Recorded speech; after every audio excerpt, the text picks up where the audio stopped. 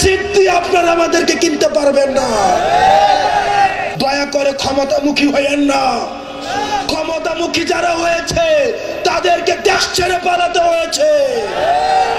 আমরা যতদিন পর্যন্ত রাজপথে আছি আমাদেরকে হাসিনা কিনতে পারে নাই, আমাদেরকে আওয়ামী লীগ কিনতে পারে নাই। আমরা ত্যাক্ত কণ্ঠে বলতে চাই, এই তরুণ প্রজন্মের সাথে আপনারা যারা বেঈমানি করবেন, আপনারা আমাদের আসনের লোভ দেখাবেন, আপনারা বলবেন আমরা মুখ আসন ছেড়ে দিব, পার্লামেন্টে একটা সিট দিয়ে আপনারা আমাদেরকে কিনতে পারবেন না। আমাদের এই যে জন আকাঙ্ক্ষা তৈরি হয়েছে সেটির প্রতিফলন আপনাদেরকে ঘটাতে হবে। এই তরুণ প্রজন্মের ভাষা আমরা বলতে চাই, প্রবীণ রাজনীতিবিদ আপনারা যারা রয়েছেন, আপনাদের অভিজ্ঞতা রয়েছে, আপনাদের ত্যাগ রয়েছে। গত 16 বছর ধরে আমরা দেখেছি আপনাদের নির্যাতন এবং নিপীড়নের মধ্য দিয়ে যেতে হয়েছে।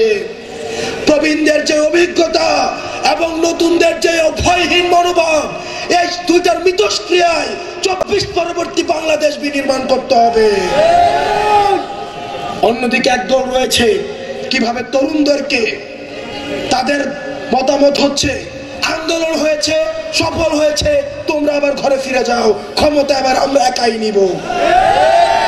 আমরা বলতে চাই, দয়া করে ক্ষমতামুখী হইয়েন না।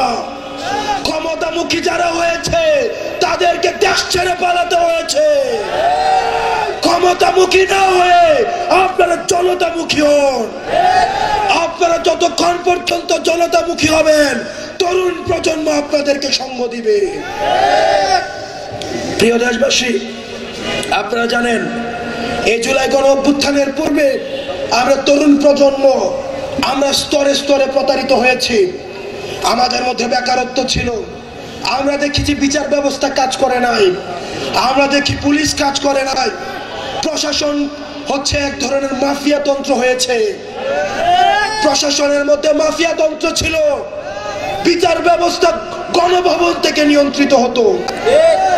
আমরা এই তরুণ প্রজন্ম প্রশাসনিক সংস্কার চাই, আমরা এই বিচার ব্যবস্থার সংস্কার চাই, আমরা নির্বাচনের সংস্কার চাই। তারা ৭১ পরবর্তী সময়ে, ৯০ পরবর্তী সময়ে আমাদেরকে যেই বাংলাদেশ দিতে ব্যর্থ হয়েছে আমরা সেই বাংলাদেশ উপহার দিতে চাই, যেই বাংলাদেশে প্রত্যেকটা মানুষ নাগরিক হয়ে উঠবে, যেই বাংলাদেশে প্রত্যেকটা মানুষ নাগরিকের যে অধিকার রয়েছে সেই অধিকার নিয়ে গর্ব করে বাংলাদেশে বাঁচতে পারবে। সেই পর্যন্ত আপনারা ভালো থাকবেন, সুস্থ থাকবেন। আমরা যেন একটি ২৪ পরবর্তী একটি আদর্শ বাংলাদেশ গড়তে পারি, সার্ভিস ওরিয়েন্টেড বাংলাদেশ গড়তে পারি এবং সেখানে সবার অংশগ্রহণ কাম্য।